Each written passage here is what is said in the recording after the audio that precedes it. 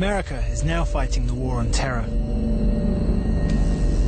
Not long ago, they were fighting the communists on battlegrounds across America's own backyard in Central America to the jungles of Southeast Asia. Today, the Americans are gone, but they've left their mark.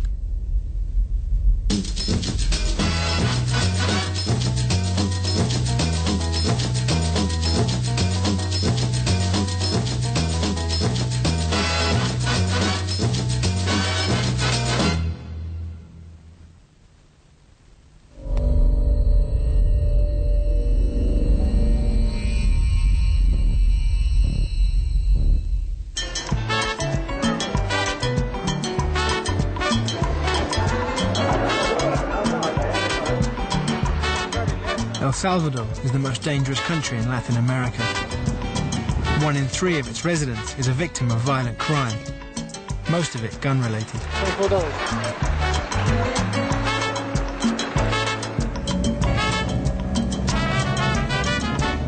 My guide is Eddie Ramirez, a former gang member who was living in the US until he got 8 years for assault and then got deported. National elections have just been held, and the ruling Arena party have won a 4th term in office.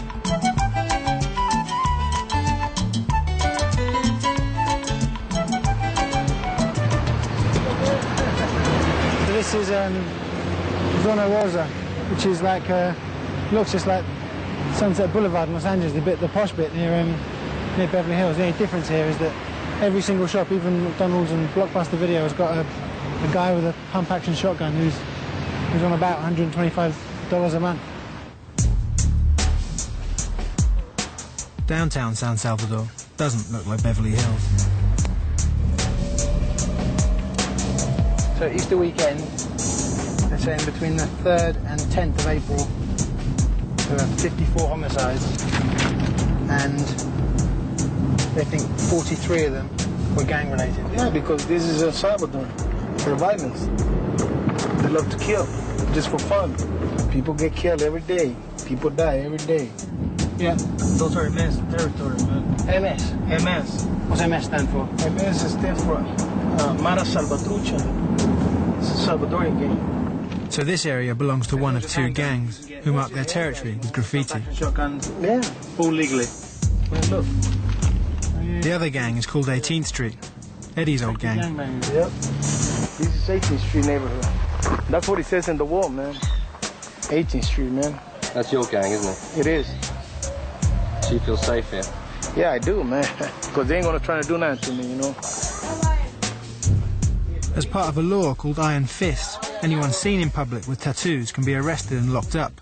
So gang members have to wear long-sleeve shirts or stay off the streets altogether. Even here, the police will come into this neighborhood, and if they see one guy with tattoos, then... Yeah, they take him to jail or beating him up, you know.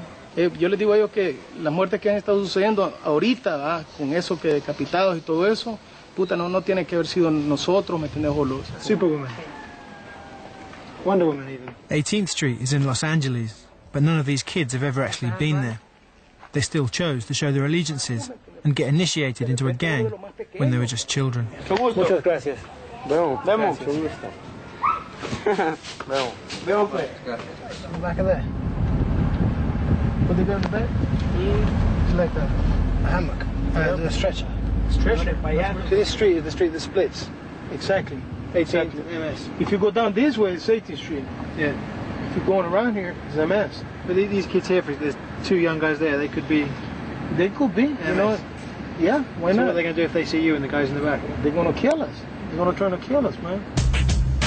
Gangs have made life so miserable for many Salvadorans that a special police unit has been created to combat them.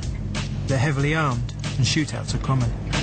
So we're on our way with about 10 heavily armed police officers to an area where there are lots of 18th Street gang members, apparently very violent and crazy.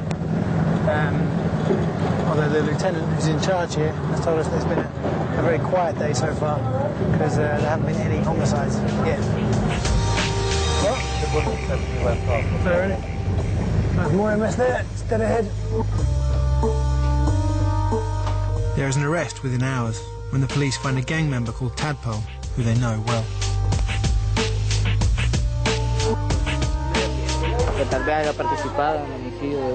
He took part in the killing of 2 policemen. There was a gang clash in this area. 2 policemen died and this gang member was involved.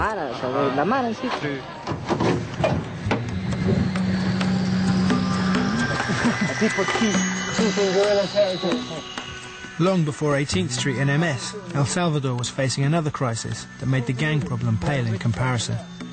By the time it had finished, over 75,000 people were dead. Oh, this is a helicopter pad. Eddie was conscripted into the army in the early 80s, before his family helped him escape to America. So the government forces are actually on foot, we're coming up this mountain. Exactly. So they were coming up, and that's what the trenches were there. People were killed here. They were killed here, yeah.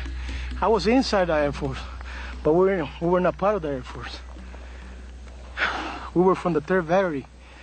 But what did the training involve? Killing people. Because they said that to toughen you up, they'd make you witness torture, execution. All that. You did that? A little bit of everything, man. Well, but sometimes I don't like to talk about that too much, man, because, you know, I really don't like to remind myself what I went through, you know. But others want to tell the world what they went through.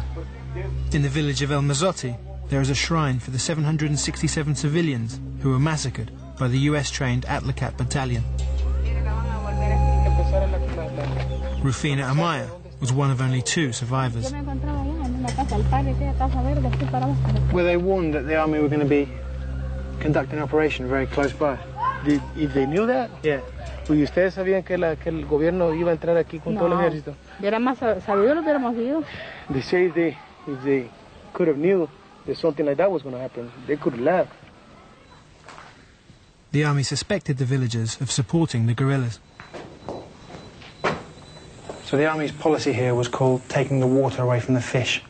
They thought if you massacred as cruelly as possible anyone even suspected of supporting the guerrillas, and showed them that the guerrillas can't protect them if they are supporting them, that eventually no one would dare support the guerrillas, and they can't exist without support, well, the fish cannot exist without the water.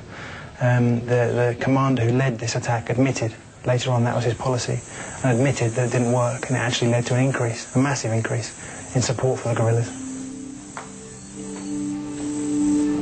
Solo para eso, que trae el avión.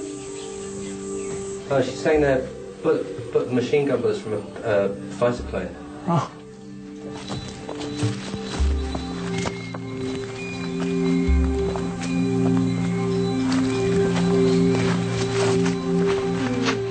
Se encuentran buscándolo así. Aquí están. So huesos is bones, human bone. So the little girls know what happened here and know where to find little bits of bones. Rufina lost 21 family members, including her husband and her 4 daughters, the youngest of whom was just 8 months old. And could you hear your own children?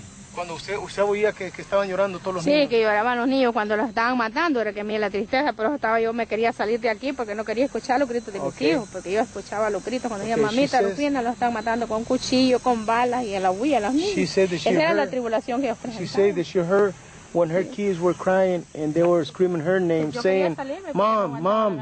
Y no podía llorar porque me iban a escuchar. Okay, she said, Mom, Mom, Mom, you know, they're killing us, you know, they have knives.